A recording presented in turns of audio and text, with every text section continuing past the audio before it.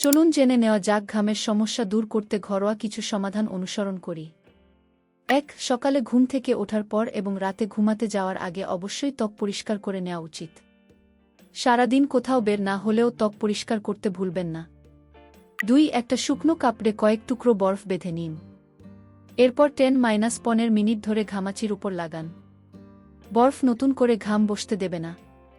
দিনে অন্তত 3-4 বার এভাবে বরফ ব্যবহার করলে উপকৃত হবেন। আর গরমে হালকা রঙের সুতির পোশাক পরুন। এটা ত্বকের সঙ্গে কাপড়ের ঘর্ষণ কম হবে। এর ফলে ত্বক সুস্থ থাকবে। ৩. এছাড়া ঘামাচি হলে যতটা সম্ভব কম চুলকানোর চেষ্টা করুন।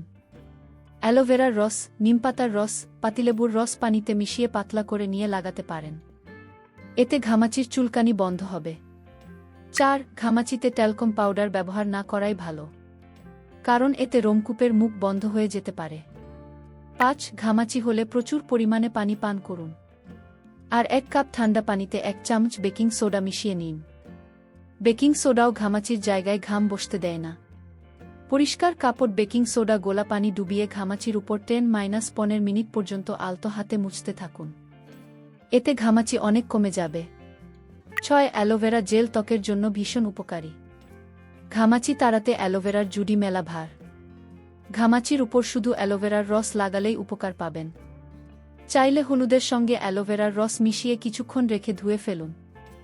হলুদ অ্যান্টিসেপটিকের কাজ করে, তাই এ মিশ্রণ ত্বকের জন্য উপকারী। ৭. নিমপাতা অ্যান্টিসেপটিকের কাজ করে থাকে। আর নিমপাতার রসের সঙ্গে গোলাপ জল মিশিয়ে ঘামাচির উপর দিলে ভীষণ উপকার পাওয়া যায়।